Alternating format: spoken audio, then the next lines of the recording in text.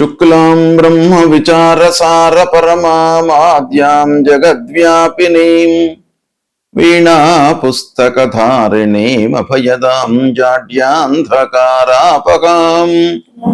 హస్తే స్ఫాటికమాలికాం విదదతీం పద్మాసనే సంస్థితాం వందే తాం పరమేశ్వరీం భగవతీం బుద్ధిప్రదాం శారదాం.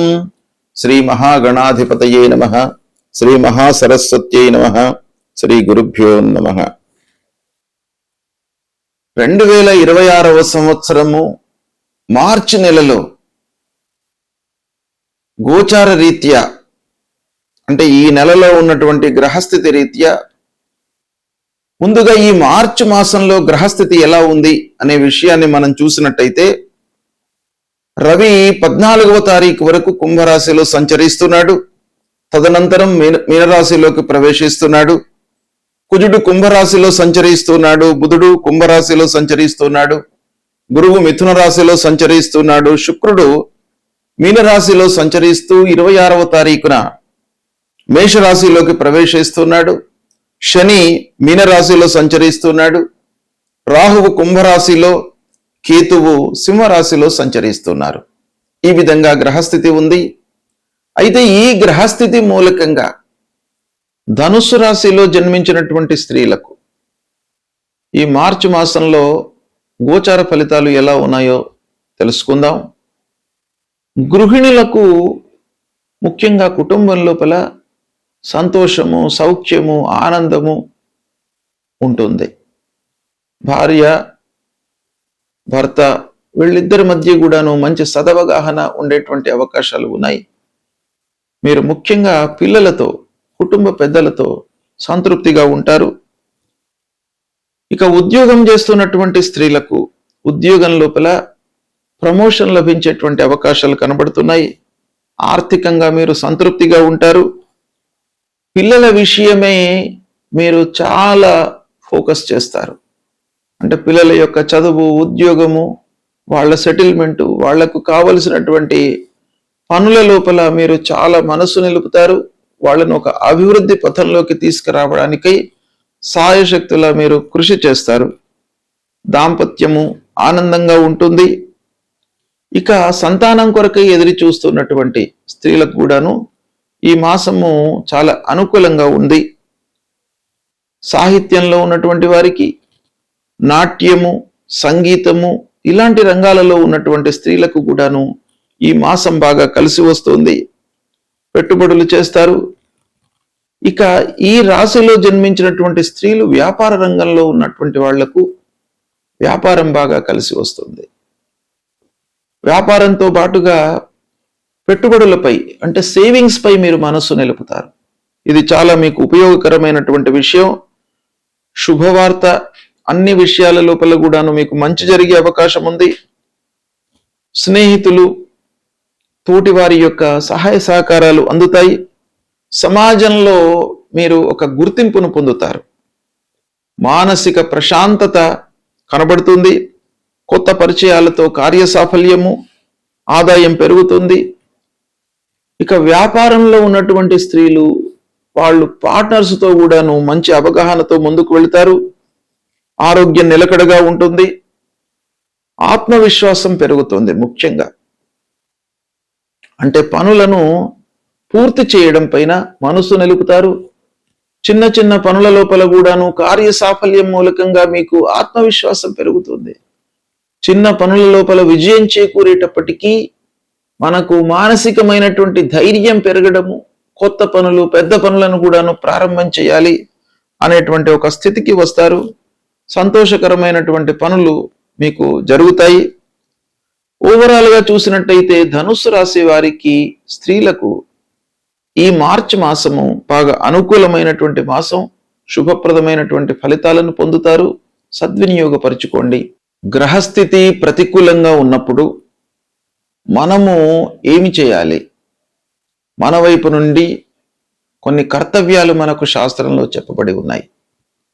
ఒకటి, ప్రధానంగా ఏ గ్రహాలైతే మనకు ప్రతికూలంగా ఉన్నాయో వాటికి సంబంధించినటువంటి కారకత్వాలు వాటికి సంబంధించినటువంటి వాటిపై మనము నియంత్రణతో ఉండాలి.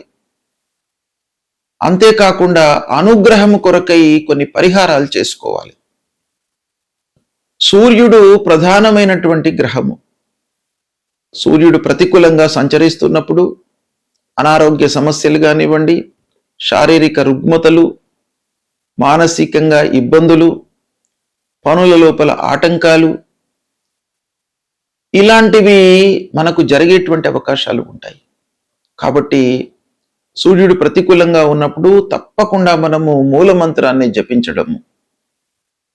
సూర్యుడికి సంబంధించినటువంటి మూలమంత్రము జపా కుసుమ సంకాశం కాశ్యపేయం మహద్యుతిం తమోరిం సర్వపాపఘ్నం ప్రణతోస్మి దివాకరం అనేటువంటి మూలమంత్రాన్ని ప్రతినిత్యం కూడాను చదువుకోవడము. తర్వాత సూర్యుడికి నమస్కారము చాలా ముఖ్యమైనటువంటిది. నమస్కార ప్రియో భానుహు అని మనకు శాస్త్రం చెప్తోంది. ఆ సూర్యనారాయణుడికి ప్రతినిత్యం కూడాను ఉదయం పూట లేచి 12 మార్లు సూర్యుడికి నమస్కారం చేసుకొని 3 సార్లు అర్ఘ్యప్రదానం చేసినట్టయితే మీకు ఆ సూర్యుడి యొక్క అనుగ్రహం లభిస్తుంది. తద్వారా ఆరోగ్య సమస్యలు మీ దరి చేరకుండా ఉంటాయి. అంటే మీరు ఆరోగ్యంగా ఉంటారు సూర్య నమస్కారాలు చేసినట్టయితే. కనుక ప్రతి వాళ్ళు కూడాను సూర్యుడు ప్రతికూలంగా ఉన్నప్పుడు, సూర్యుడు 3, 6, 10, 11 ఈ స్థానాలలో సంచరిస్తున్నప్పుడు శుభ ఫలితాలను ఇస్తాడు. ఇవి కాకుండా మిగతా స్థానాలలో సంచరిస్తున్నప్పుడు మీరు పరిహారం చేసుకోండి. ప్రతినిత్యం కూడాను సూర్యుడికి నమస్కారాలు చేసినట్టయితే మీకు చాలా మంచి ఫలితం వస్తుంది. కనుక దీన్ని దృష్టిలో పెట్టుకోండి. ఇక రెండవది, మనకు ప్రతికూలమైనటువంటి ఫలితాలను ప్రభావితం చేసేటువంటి గ్రహము అంగారకుడు, అంటే కుజగ్రహము. ఈ కుజుడు 3, 6, 11 స్థానాలలో సంచరిస్తున్నప్పుడు మంచి ఫలితాలను ఇస్తాడు. ఉచ్చ స్థానంలో సంచరిస్తున్నప్పుడు మంచి ఫలితాలను ఇస్తాడు. మిత్రక్షేత్రాలలో సంచరిస్తున్నప్పుడు మంచి ఫలితాలను ఇస్తాడు. కాబట్టి అవి కాకుండా ప్రతికూలమైనటువంటి స్థానాలలో ఉన్నప్పుడు మీరు అంగారకుడి ప్రీత్యర్థమై అంగారకుడి మూలమంత్రాన్ని ప్రతినిత్యం కూడాను చదువుకోండి. ఏంటి అది? ధరణి గర్భ సంభూతం విద్యుత్ కాంచన సన్నిభం కుమారం శక్తిహస్తంచ మంగళం ప్రణమామ్యహం అనేటువంటి ఈ మూలమంత్రాన్ని ప్రతినిత్యం కూడాను చదువుకోండి. సుబ్రహ్మణ్య స్వామిని కొలవండి. సుబ్రహ్మణ్య స్వామి దేవాలయానికి వెళ్ళండి. సుబ్రహ్మణ్య స్వామి దేవాలయానికి వెళ్ళి ఆ భగవంతుడి యొక్క అనుగ్రహాన్ని పొందినట్టయితే మీ లోపల ధైర్యము, ఆత్మవిశ్వాసం పెరుగుతుంది. ధైర్యము, సాహసము, ఆత్మవిశ్వాసం అనేటువంటిది చాలా ముఖ్యమైనటువంటిది. పనుల లోపల మనకు విజయం చేకూర్చడానికి ఆత్మవిశ్వాసం చాలా ముఖ్యమైనటువంటి పాత్రను పోషిస్తుంది. కాబట్టి అది మీకు సుబ్రహ్మణ్య స్వామిని కొలవడం మూలకంగా వస్తుంది. కాబట్టి సుబ్రహ్మణ్య స్వామి దేవాలయానికి వెళ్ళండి. ఇక బుధుడు మీకు మంచి ఆలోచనలను, సమయస్ఫూర్తిని, తర్వాత వ్యాపారంలో మీకు అనుకూలతను ఇచ్చేటువంటి గ్రహము.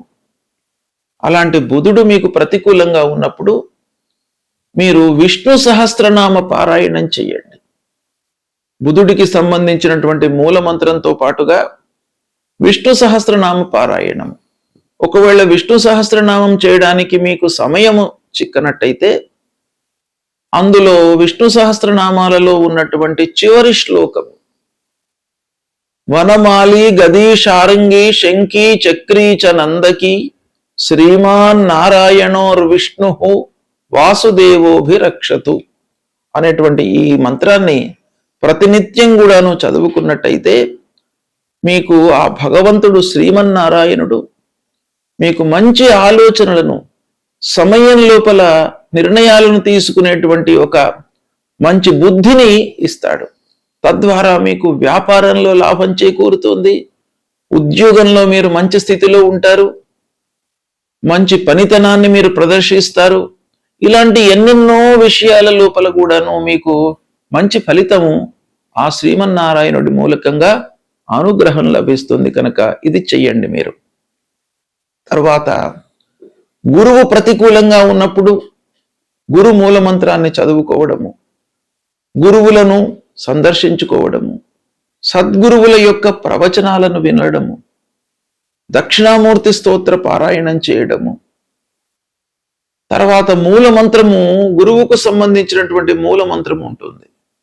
దేవానాంచ ఋషీణాంచ గురుం కాంచన సన్నిభం వందనీయం త్రిలోకానాం తం నమామి బృహస్పతిం అనేటువంటి ఈ మూల మంత్రాన్ని ప్రతినిత్యం కూడాను చదువుకోండి. తల్లిదండ్రులను సేవించండి. ముఖ్యంగా గురువు మీకు ప్రతికూలంగా ఉన్నప్పుడు 2, 5, 7, 9, 11 ఈ స్థానాలలో సంచరిస్తున్నప్పుడు గురువు మీకు మంచి ఫలితాలను ఇస్తాడు. ఉచ్చ స్థానంలో ఉన్నప్పుడు మంచి ఫలితాన్ని ఇస్తాడు. మిత్రక్షేత్రంలో సంచరిస్తున్నప్పుడు మంచి ఫలితాలను ఇస్తాడు. శుభ దృష్టితో ఉన్నప్పుడు మంచి ఫలితాలను ఇస్తాడు. కనుక ఇది కాకుండా మిగతా స్థానాలలో సంచరిస్తున్నప్పుడు తప్పకుండా మీరు ఈ గురువుకు సంబంధించినటువంటి పరిహారాలు చేసుకోవాలి. ఏ స్థానంలో ఉన్నప్పటికీ తల్లిదండ్రుల యొక్క ఆశీర్వచనము, అనుగ్రహము మీకు చాలా అవసరము. కనుక ప్రతినిత్యం కూడాను తల్లిదండ్రులను మీరు సేవించండి. వాళ్ళ యొక్క ఆరోగ్య సమస్యలు, వాళ్ళ యొక్క బాగోగులను మీరు తెలుసుకోండి. వాళ్ళ మూలకంగా మీకు చాలా మంచి జరుగుతుంది. కాబట్టి తల్లిదండ్రులను ప్రేమించండి. ఇక శనీశ్వరుడు, శని మూలకంగా మీకు కొన్ని పనుల లోపల ఆలస్యము, ఆర్థిక సమస్యలు జరుగుతాయి. కాబట్టి శని ప్రీత్యర్థమై హనుమాన్ చాలీసా చదువుకోండి. శనిగ్రహాన్ని, నవగ్రహాల లోపల పశ్చిమ దిశ లోపల శనీశ్వరుడు ఉంటాడు. ఆ శనీశ్వరుడికి సంబంధించినటువంటి మూల మంత్రం చదువుకోండి. అదేవిధంగా రాహుకేతువులకు సంబంధించినటువంటి మూల మంత్రాలు, అమ్మవారిని దర్శించుకోవడము, విఘ్నేశ్వరుణ్ణి పూజించడము, ఇలాంటివి చేసినట్టయితే మీకు గ్రహస్థితి మూలకంగా కలిగే దుష్ప్రభావము, దుష్ఫలితాలు దూరమయ్యి ఆ భగవంతుడి యొక్క అనుగ్రహం లభిస్తుంది. శుభం.